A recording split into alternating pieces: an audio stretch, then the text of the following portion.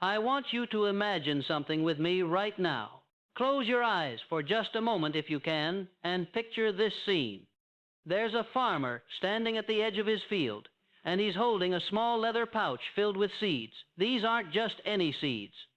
They're precious, carefully selected, and they hold within them the potential for an entire harvest. Now, this farmer has a choice. He can plant these seeds in fertile soil, water them, tend to them with care and patience, or he can toss them carelessly onto rocky ground, forget about them, and wonder why nothing grows. Here's what most people don't realize, and this is going to change everything for you today. Your mind is that field. Your thoughts are those seeds. And the wealth, the abundance, the prosperity you've been desperately seeking, it's the harvest that comes from what you've been planting day after day, hour after hour, moment after moment. Right now, in this very second, you are either planting seeds of wealth or seeds of poverty. There is no neutral ground. There is no middle space where nothing happens. Every single thought you think is creating your financial future. And most people, and I mean the vast majority of people walking this earth, they have absolutely no idea that they've been planting the wrong seeds their entire lives. They wake up every morning and immediately plant thoughts of lack, of not enough, of bills they can't pay, of opportunities they've missed, of why things never work out for them. And then, and this is the heartbreaking part, they stand at the edge of their field months and years later, looking at the harvest of poverty and struggle, and they genuinely cannot understand why wealth hasn't come to them. They blame the economy. They blame their parents. They blame their education or their circumstances or their luck. But here's the truth that Napoleon Hill discovered after spending 20 years studying the most successful people who ever lived. The truth that Andrew, Carnegie whispered to him in that first meeting that changed everything. The truth that you and I are going to explore together in the next 45 minutes. Wealth is not something that happens to you. Wealth is something that happens through you. It is the natural, inevitable, mathematical result of conditioning your mind in a specific way. And I don't mean this metaphorically or spiritually or in some vague feel-good sense. I mean this literally, practically, in a way that you can test and prove in your own life starting today. There is a formula. There is a precise, step-by-step method for training your mind to become a magnet for unlimited wealth. And the most successful people in history, they didn't succeed because they were lucky, or because they had advantages, or because the universe randomly smiled upon them. They succeeded because they discovered this formula, consciously or unconsciously, and they applied it with absolute consistency until wealth had no choice but to flow to them. Now, I know what you might be thinking right now. You might be thinking this sounds too simple, or too good to be true, or like something you've heard before that didn't work. And I understand that skepticism because I've felt it too. But I'm asking you to stay with me, to open your mind just enough to consider what I'm about to share with you, because what you're about to learn isn't theory.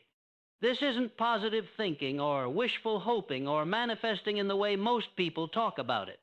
This is practical, proven, time-tested wisdom that has created more millionaires, more success stories, more rags-to-riches transformations than perhaps any other philosophy in human history. And it all starts with understanding one fundamental truth that most people miss completely. Your thoughts are not random electrical impulses firing in your brain. They're not abstract concepts floating around in the ether. Your thoughts are forces, real, tangible, measurable forces that shape the passions, physical world around you.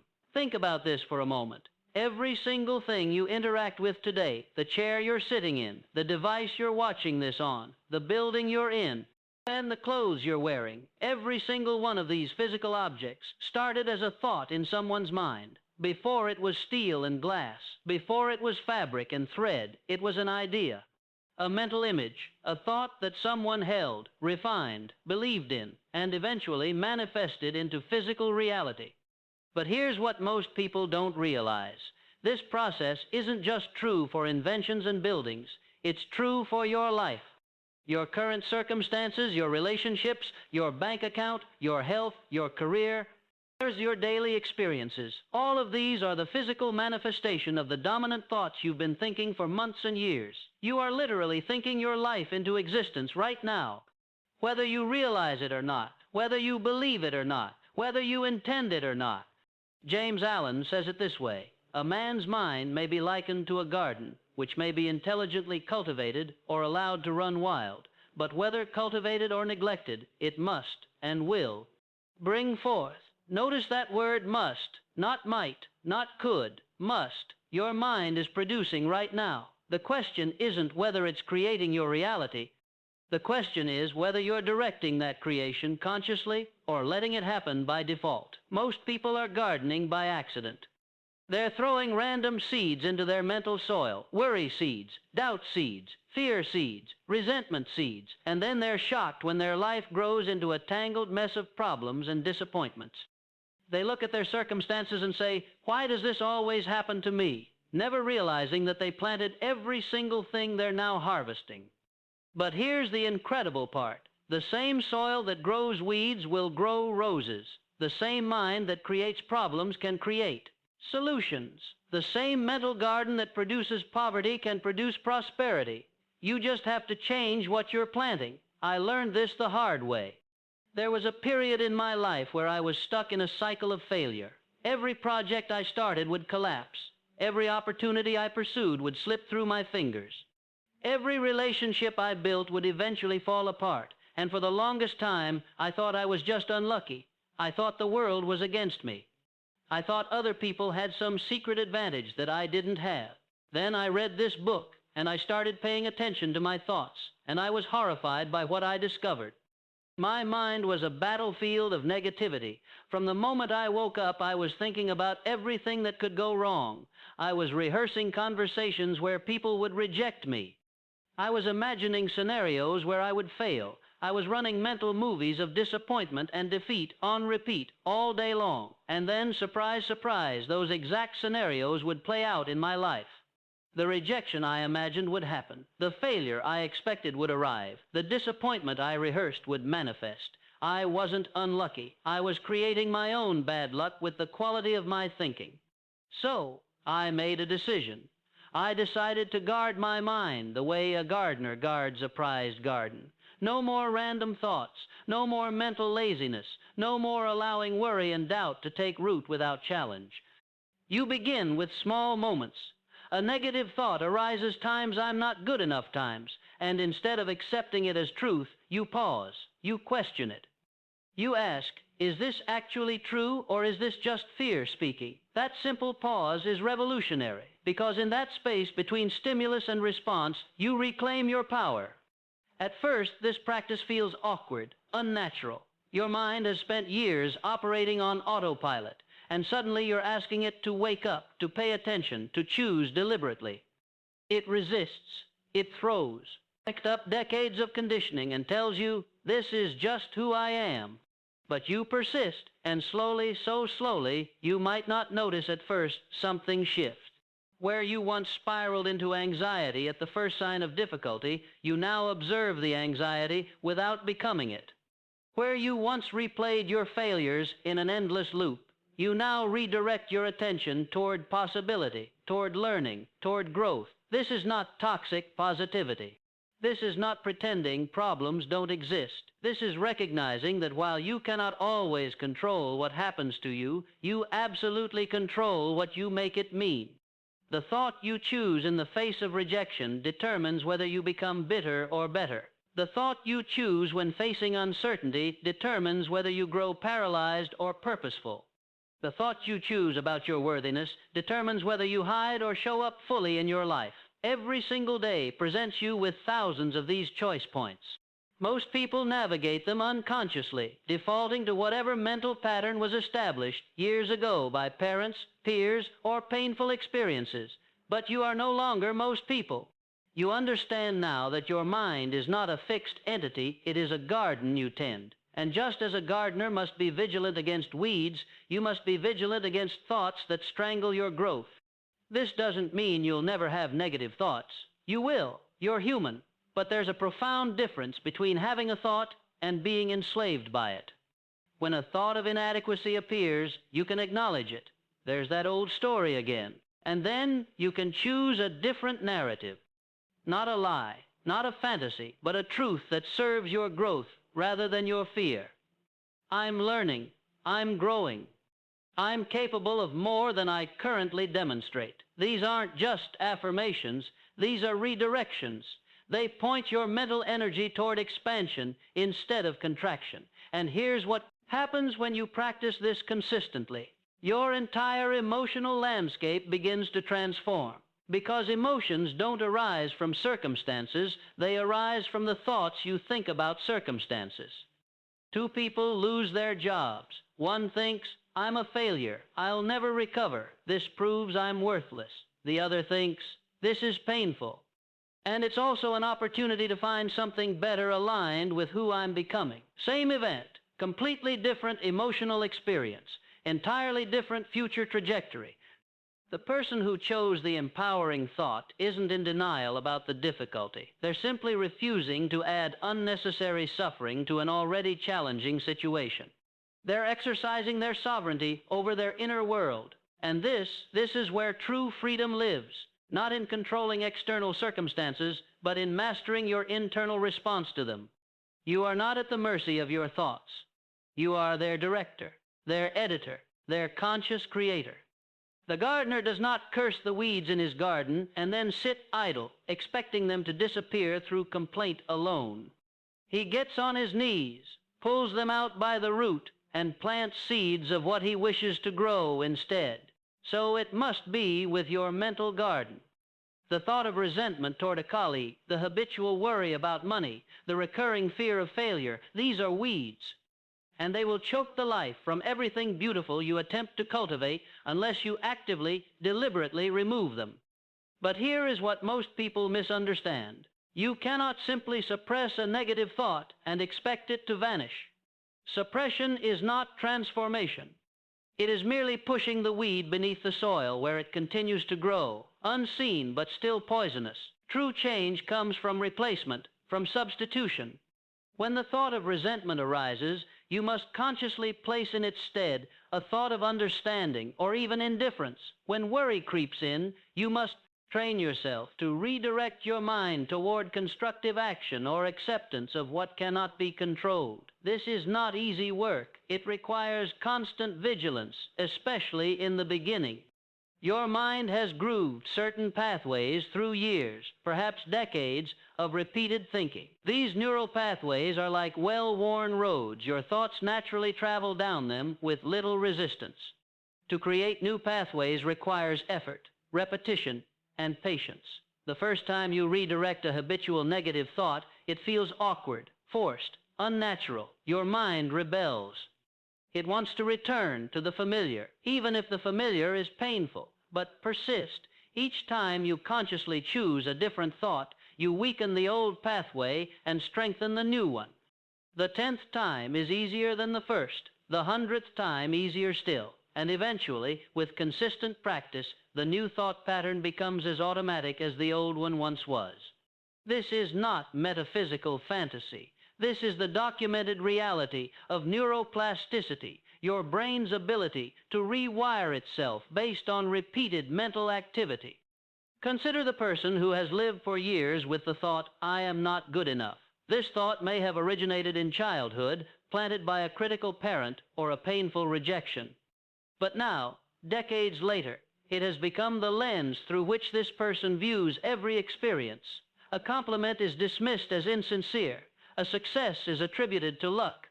An opportunity is declined before it's even fully understood because the underlying thought says, someone like me doesn't deserve this. The external circumstances of this person's life, their relationships, their career, their health, are merely the physical manifestations of this single, persistent thought. And here is the tragedy. They do not see the connection. They believe their struggles are due to bad luck, to other people, to the unfairness of the world. They do not realize they are living in a prison of codes, their own mental construction, and they hold the key. You hold the key. Right now, in this very moment, you have the power to examine your habitual thoughts and ask yourself, are these thoughts serving me? Are they moving me toward the life I wish to create? Or are they anchoring me to a reality I claim to want to escape? This examination requires brutal honesty. It requires that you stop lying to yourself about why your life is the way it is. It requires that you take full, uncomfortable, liberating responsibility. Not responsibility for what has happened to you. You did not choose your childhood, your genetics, or many of the circumstances that shaped your early years, but responsibility for what you do with your thoughts from this moment forward. This is where most people hesitate. They acknowledge the power of thought, nod along with the philosophy, and then return to their habitual patterns, because accepting this responsibility feels enormous. It feels, at first, like a burden. But here is the truth that unfolds only through practice. This responsibility is not a burden. It is liberation itself. When you blame circumstances, other people, your past, your limitations, you hand away your power. You become a leaf in the wind, a victim of forces beyond your control. And yes, there is temporary comfort in that position. It absolves you. It gives you someone or something to point to and say, this is why my life is as it is. But that comfort is a prison. The moment you accept responsibility for your thinking, everything shifts.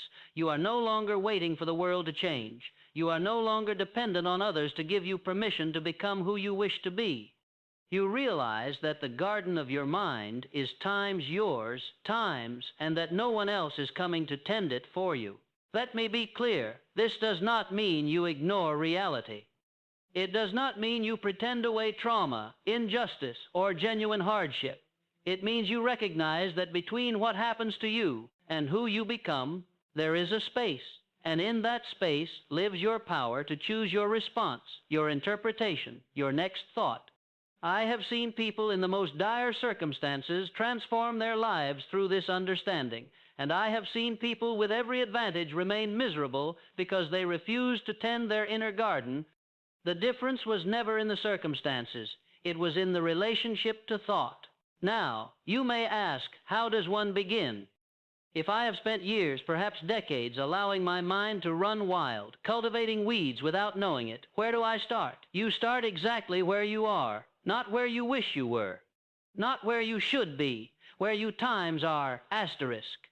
You begin with observation, not judgment, observation. Sit quietly, even for a few moments, and simply watch your thoughts as they arise. Do not try to change them yet. Do not condemn yourself for thinking them. Simply notice, I am thinking about yesterday's argument again. I am worrying about money. I am replaying that embarrassing moment from 5 years ago. Notice the patterns. Notice which thoughts appear most frequently. Notice which thoughts drain your energy and which ones lift it. You cannot change what you do not see, and most people go through life barely aware of what they are thinking. They are lost in the stream, carried along, unaware that they are not times made, times of the water they can step onto the bank and observe it flowing by. This observation alone begins the transformation. Because the moment you observe a thought, you create distance from it. You are no longer the times angry thought. You are the awareness noticing anger. You are no longer the times fear. You are the consciousness witnessing fear arise and pass. And what you witness, you can choose to engage with or let go. Here is a practice I encourage. Each evening, before sleep, review your day not through the lens of events, but through the lens of thought. What thoughts dominated your mind today? Which ones served you? Which ones did not? And then, and this is crucial, choose one thought you will intentionally cultivate tomorrow. Not 10 thoughts, not a complete mental overhaul. One thought. Perhaps it is, I am learning and improving every day. Perhaps it is, I respond to challenges with calm and creativity. Perhaps it is, I am worthy of the good I desire. Write it down, speak it aloud, return to it when your mind wanders into old patterns. Not as a magic spell that will instantly transform your circumstances, but as a seed you are consciously planting, watering, protecting until it takes root. Your old mind, the one that believed in limitation, in unworthiness, in the fixed nature of circumstances, will resist. It has been comfortable there. It knows those neural pathways like a worn path through familiar woods. When you declare something new, something expansive, something aligned with what you deeply desire, that old mind will whisper its familiar doubts. This is foolish. This is unrealistic. People like you don't achieve things like this. Let it speak. Acknowledge it. But do not obey it. Do not surrender your consciousness to its governance. You are training a new mind now. You are building a new habitual way of being. And like any training, it requires repetition, patience, and unwavering commitment to the direction you've chosen. This is where most seekers abandon the path, not because the principle doesn't work, but because they expect it to work according to their timeline, according to their preferred method. They plant a seed on Monday and return on Wednesday demanding fruit. They affirm abundance while their attention remains fixated on scarcity. They speak of peace while feeding themselves a steady diet of conflict and complaint. The universe does not respond to your words. It responds to your consciousness, to the vibrational quality of your being. If your words say one thing, but your attention, your emotion, your habitual thought patterns say another, it is the deeper reality that will manifest. You cannot trick the law. You cannot manipulate it with technique alone. This is why transformation requires such profound self-honesty. You must become willing to see where your consciousness actually dwells, not where you wish it dwelled. Where does your attention naturally go when it's not being directed? What are the thoughts that arise spontaneously, without invitation? What is the emotional tone that colors your perception of life? These are the questions that reveal your true mental dwelling place. And your circumstances, without exception, are reflecting this back to you with perfect accuracy. If you find yourself in limitation, you are dwelling in limited thought. If you find yourself in conflict, you are dwelling in conflicted consciousness. If you find yourself surrounded by judgment and criticism, you are living in a judgmental mind. The external is always the mirror of the internal, always. But here is the liberating truth within this seeming harsh reality. If your outer world is the product of your inner world, then by changing the inner, you inevitably change the outer, not through force, not through manipulation of circumstances, but through the natural, lawful unfolding that occurs when consciousness shifts. I have watched this transformation in my own life and in countless others who have genuinely applied this understanding. The shift is sometimes subtle, at first small changes in circumstance, unexpected opportunities, a slight easing of conditions that once seemed immovable. But as the new consciousness becomes more established, more habitual, the changes accelerate and expand. The person who once struggled to find work suddenly finds themselves with multiple offers. The one who felt chronically misunderstood begins attracting people who see them clearly. The relationship that was characterized by tension begins to soften and open, not because the external people changed first, but because the shift in consciousness altered the entire energetic exchange. This is why attempting to fix relationships through external manipulation, through persuasion, argumentation, or even therapy techniques that focus only on behavioral change often produces temporary results at best. You're attempting to renovate the house while the foundation remains unstable. The cracks will simply reappear in different places. True transformation begins within. It begins with the courageous acknowledgement that the common denominator in all your relationships is you, not as a source of blame, but as a point of power. When you change the consciousness you bring to every interaction, you change the nature of the interactions themselves. Consider the person who complains endlessly about toxic people in their life. Toxic co-workers, toxic family members, toxic romantic partners. The pattern follows them from job to job, relationship to relationship. They see themselves as the unfortunate victim of bad luck, perpetually surrounded by difficult people. But beneath this victim narrative lies a deeper truth. They are resonating at a frequency that attracts and perpetuates toxicity. Perhaps they hold deep self-loathing that magnetizes people who confirm that unworthiness. Perhaps they are unconsciously drawn to drama because peace feels unfamiliar and threatening. Perhaps they mistake intensity for intimacy, chaos for connection. The moment this person begins the inner work, healing the self-contempt, questioning the belief that they deserve mistreatment, raising their internal standard for how they allow themselves to be treated, the external landscape begins to shift. Some relationships naturally fall away, others transform dramatically. New people begin appearing who reflect this elevated consciousness. This isn't magical thinking, it's natural law. You cannot consistently receive treatment that drastically differs from what you believe. You deserve at the deepest level. Your outer experience will always, eventually mirror your inner conviction. And here's where it becomes even more profound. As you change your consciousness, you also change what you're able to perceive in others. The person who shifts from judgment to compassion suddenly sees qualities in people they never noticed before. The critical spouse who learns to look through eyes of appreciation begins noticing countless small acts of love they previously overlooked. They were always there. The shifted consciousness simply made them visible. We quite literally see different worlds based on the state of consciousness we inhabit. Two people can observe the same interaction and come away with completely opposite interpretations based on the lens through which they're viewing it. The paranoid person sees threat. The trusting person sees innocence. The bitter person sees selfishness. The grateful person sees generosity. Your relationships, then, are not just influenced by your consciousness, they are constructed by it. Every interaction is filtered through your beliefs, your wounds, your hopes, your fears. You are not perceiving objective reality. You are perceiving a reality shaped by your subjective state. This is simultaneously humbling and empowering. Humbling because it means you've been at least partially responsible for dynamics you've blamed entirely on others. Empowering because it means you hold far more influence than you imagined. You are not helpless. You are not at the mercy of other people's moods and choices. You have access to a lever that moves everything, the transformation of your own mind. This lever doesn't require permission from anyone. It doesn't depend on your circumstances improving first. It doesn't wait for the right moment or the perfect conditions. It's available to you right now, exactly as you are, exactly where you are.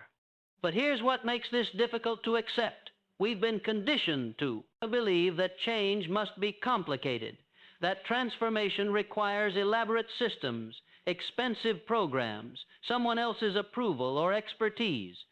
We look outside ourselves for solutions to problems that can only be resolved within. I've watched people spend years, decades, even waiting for external conditions to align, waiting for the difficult person in their life to change, waiting for their financial situation to improve, waiting for their health to be better, waiting for the right time to begin the work of inner transformation. And while they wait, their habitual patterns deepen. The grooves in their thinking become canyons. What could have been shifted with consistent small efforts becomes a mountain that seems insurmountable. The truth that few people want to hear is this: the waiting is the problem, not your circumstances, not the other people, not your past, not your limitations. The waiting itself, the postponement of your own inner work, is what perpetuates your suffering. Every day you delay the cultivation of your mind is a day that your current patterns strengthen. Every moment you spend resenting your circumstances instead of transforming your relationship to them is a moment you feed the very conditions you claim you want to escape. This isn't meant to be harsh. It's meant to be liberating, because if waiting is the problem, then beginning is the solution. And you can begin right now, not tomorrow, after you've prepared.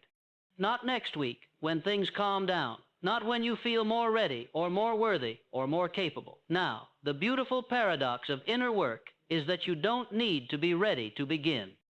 You become ready by beginning. You don't need to feel motivated to practice stillness. You practice stillness and motivation emerges from the clarity you develop.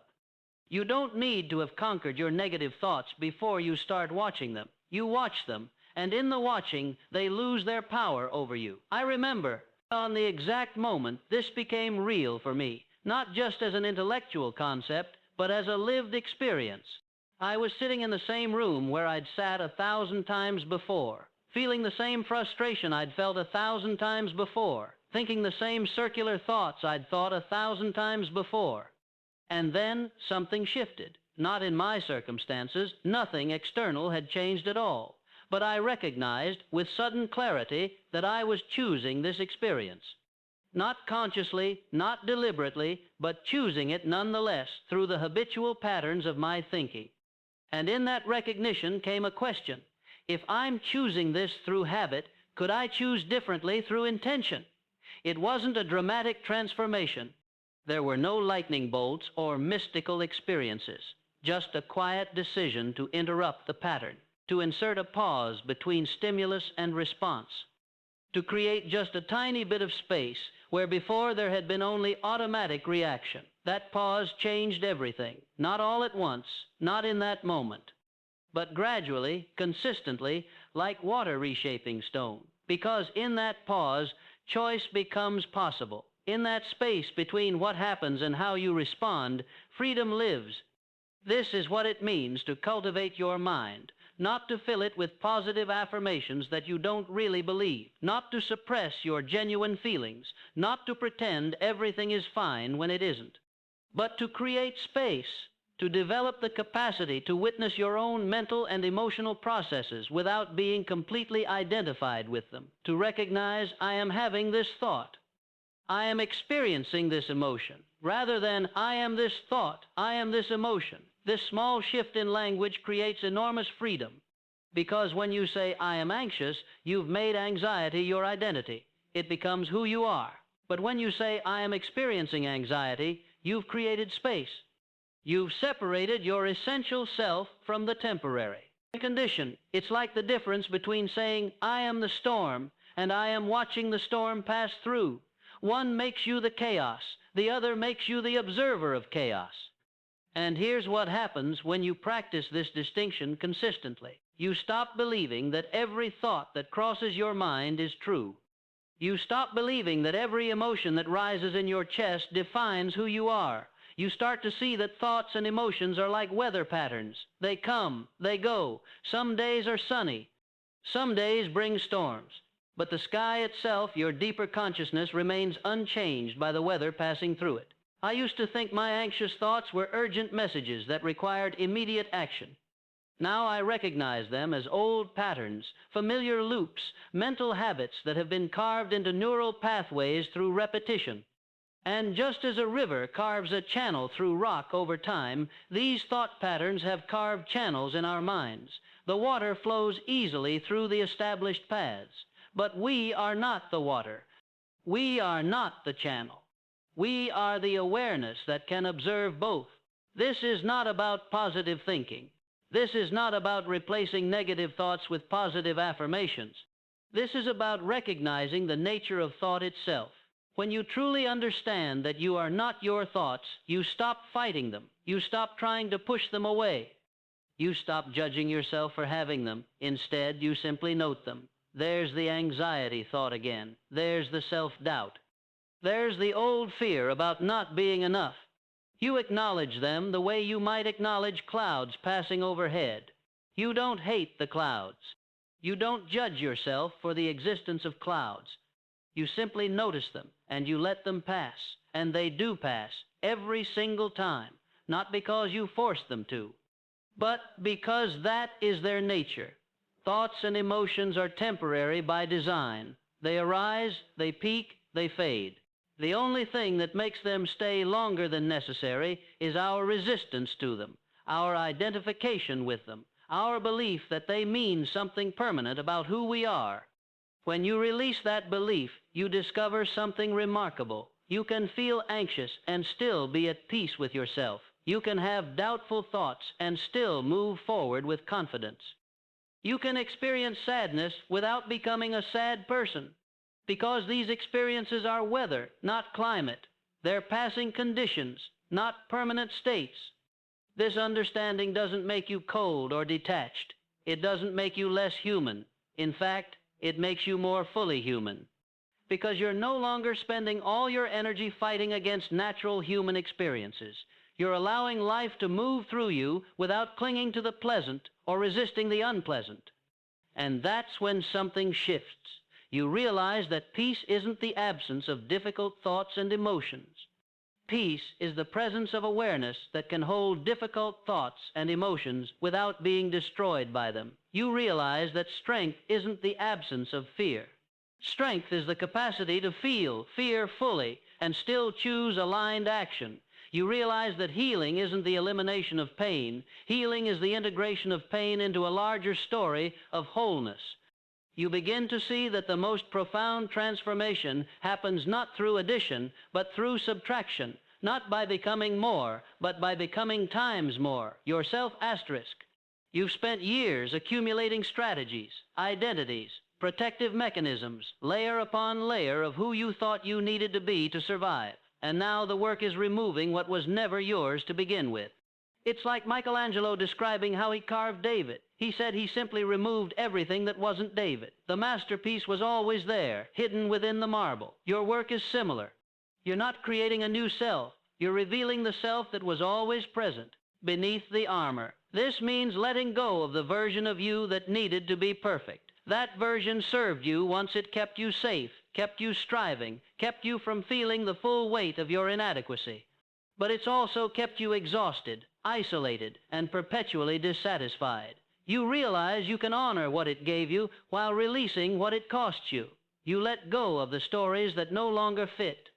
The narrative that you're broken beyond repair, the belief that love must be earned through achievement, the conviction that rest is laziness and self-compassion is self-indulgence.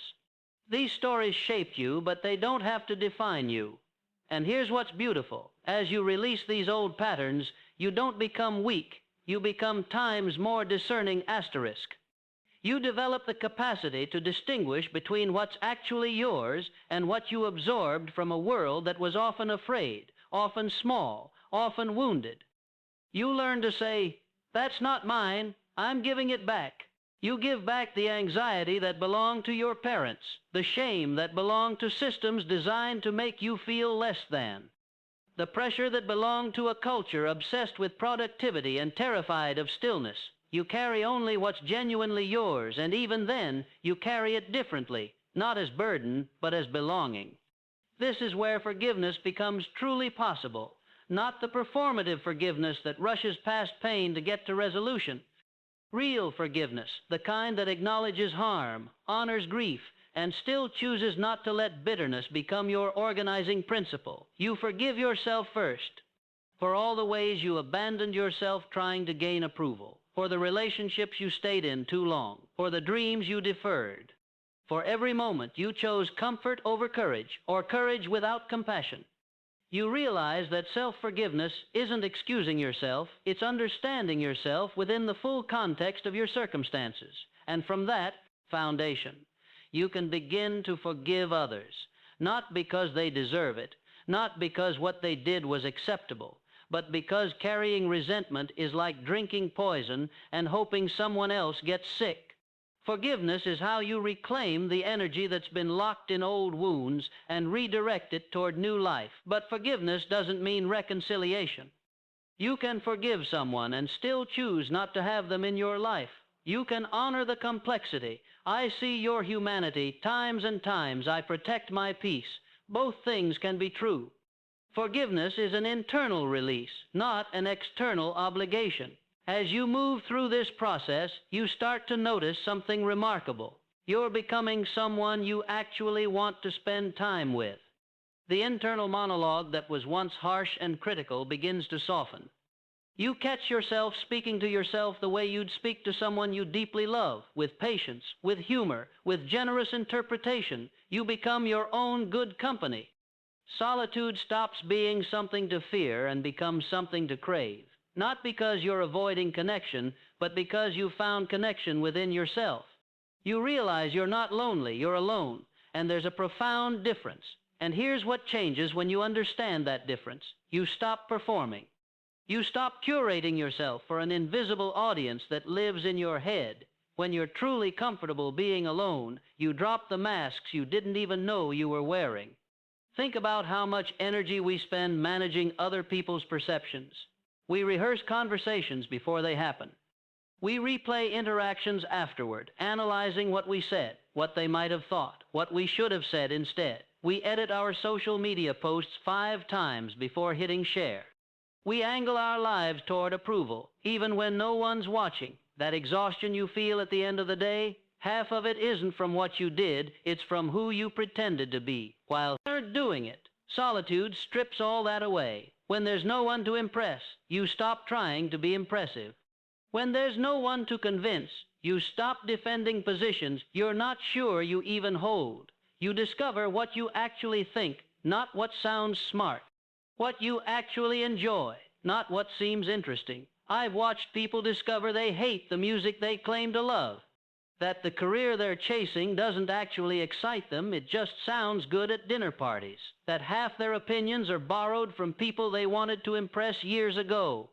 Solitude reveals the truth. You've been living a life that looks good from the outside while feeling empty on the inside. But here's where it gets interesting. Once you strip away the performance, once you're comfortable with who you actually are in the silence, something unexpected happens. Your relationships improve. This sounds contradictory, but it's not. When you're no longer desperate for connection, you connect more authentically. When you're no longer performing for approval, people meet the real you instead of your representative. The relationships that remain become deeper because they're based on truth, not need. Lonely people suffocate connections by demanding they fill a void. People comfortable with solitude enhance connections because they come from fullness, not emptiness. Think of it like this. A drowning person clutches at anyone nearby, pulling them under in the panic to stay afloat. But someone who knows how to swim, they move through the water with ease, enjoying the company of others without depending on them for survival. That's what solitude teaches how to swim in your own existence. The people who can't be alone become energy vampires in relationships, constantly needing reassurance, validation, entertainment. They text immediately when anxious. They panic when plans fall through. They mistake intensity for intimacy because they've never learned the difference. But when you're comfortable alone, you show up differently. You listen better because you're not frantically searching for what to say next. You're present because you're not performing. You can let silence exist without rushing to fill it. You can be disagreed with without feeling attacked because your sense of self isn't dependent on consensus. The relationship with yourself becomes the foundation that everything else builds on, not the void everything else is supposed to fill. And here's what that shift looks like in real time. You stop needing every conversation to validate your choices. Someone can raise an eyebrow at your career path, your relationship status, your weekend plans, and you don't spiral into a defensive monologue. Not because you've developed a thicker skin, but because their confusion or concern doesn't threaten the coherence of your inner world. You've done the work of understanding why you're making the choices you're making. Their approval or disapproval becomes interesting data, not a referendum on your worth. You start noticing the difference between being alone and being lonely. Before, solitude felt like a spotlight on everything you were supposed to be, but weren't every empty Friday night, a reminder of social inadequacy. Every quiet morning, a void screaming to be filled with productivity or distraction. Now, being alone is just being. The apartment doesn't feel smaller because no one's there to fill it. The silence isn't an indictment, it's just space. And in that space, you finally hear yourself think thoughts that aren't borrowed, feel feelings that aren't performed for an invisible audience. The anxiety doesn't disappear, let's be clear about that. Self-reliance isn't the same as invincibility, but the quality of the anxiety changes. It becomes more specific, less existential. Instead of a vague dread that you're fundamentally inadequate and everyone's about to figure it out, it's more like, this project has a tight deadline and I need to manage my time well. This relationship requires a difficult conversation, and I need to think through what I actually want to communicate. The anxiety becomes tethered to actual circumstances you can engage with rather than floating free as a constant background hum of unworthiness. You also start becoming genuinely useful to others. Not in the performative way, the exhausting people-pleasing that leaves everyone drained and resentful, but in a way that's sustainable and real. Because when you're not constantly scanning for validation, you actually have attention left over to notice what someone else needs. The friend going through a rough patch doesn't need you to fix it or relate it back to your own experience or offer hollow reassurance. They need you to sit with them in it. And you can do that now because you're not so terrified of discomfort that you have to talk them out of their feelings. When you're self-reliant, boundaries stop being acts of aggression. They're just information. I can't take that on right now. Doesn't require a 10-minute apology and a detailed explanation of your calendar. It's just true. And if someone reacts to that boundary with guilt-tripping or manipulation, that's also just information about them, not about you. You don't take it personally because you're not operating under the assumption that other people's emotional reactions are always your responsibility to manage. This is the part that feels almost miraculous when it starts happening. You begin to trust your own judgment, not in a reckless way, not with the unfounded certainty of someone who's never questioned themselves, but with a quiet confidence that comes from having built a track record with yourself. You've made decisions, learned from them, adjusted course. You've survived mistakes and integrated the lessons. So, when the next crossroads appears, you don't need to crowdsource the answer. You can sit with the uncertainty, weigh the variables, acknowledge what you don't know, and still choose a direction, because you trust that even if it's the wrong direction, you'll handle it. You've handled things before. And the beautiful, quiet revolution in all of this is that your relationships actually get better. Not because you've become less needy, though you have, but because you're finally showing up as a whole person rather than a collection of needs disguised as personality traits. When you stop needing people to complete you, you start choosing them for who they actually are instead of what they can fix in you. That's a completely different foundation for every relationship in your life, romantic, platonic, professional, all of it. I've watched this play out in my own life in ways I didn't anticipate. There was a friendship I had for years that felt heavy, like I was constantly managing someone's emotions while suppressing my own. I thought that was what loyalty meant, carrying their weight, being endlessly available, never setting boundaries, because boundaries felt selfish. But when I started developing real self-sufficiency, something shifted. I realized the friendship wasn't heavy because they were difficult. It was heavy because I was performing a role I thought I needed to play to be valued. I was the supporter, the listener, the one who dropped everything. And I'd built my identity in that friendship around being needed. When I stopped performing that role, when I started saying, "I can't tonight," or "I need to think about that," instead of immediately accommodating, the friendship didn't end. It evolved. We found a different rhythm, one where I wasn't auditioning for the part of best friend every single day, where I could show up as myself instead of as a function. That's what self-sufficiency creates. Space for authenticity. You're not performing anymore. You're not managing perceptions or trying to be indispensable. You're just there, present, real. And that's actually what people want anyway, your presence, not your performance. The same thing happens romantically. When you're not looking for someone to complete you, when you're already whole on your own, you stop choosing partners based on what they can provide and start choosing them based on genuine compatibility. You're not asking, "Can this person make me happy?" You're asking, "Do I enjoy who I am when I'm with this person?" Completely different question, completely different outcomes. Because here's the thing about needing someone to make you happy, it puts an impossible burden on them and an impossible standard on the relationship. No one can consistently generate your happiness for you. That's not sustainable. But when you're already content, already self-sufficient, you can build something much more interesting, a partnership where you're both bringing fullness instead of trying to fill voids. I'm not saying you become an island. I'm not advocating for emotional detachment or stoic isolation. Self-sufficiency isn't about needing no one. It's about not being controlled by your needs. It's about having the internal resources to handle life's variables without collapsing every time something doesn't go according to plan. And maybe most importantly, it's about finally trusting yourself. That's what this all comes down to, really. When you develop self-sufficiency, you're essentially telling yourself, "I've got this. Whatever comes, I can handle it. Not perfectly, not without difficulty, but you can handle it." That trust changes everything. It changes how you walk into rooms, how you make decisions, how you respond to setbacks, how you build your days. You stop living defensively, always bracing for the next disaster. You start living deliberately, making choices based on what you actually want instead of what feels safest. And you know what's beautiful about that? The more you trust yourself, the more trustworthy you become to others and to yourself. You start keeping promises you make to yourself. You start following through. You start building a track record of self-reliability that becomes its own form of evidence.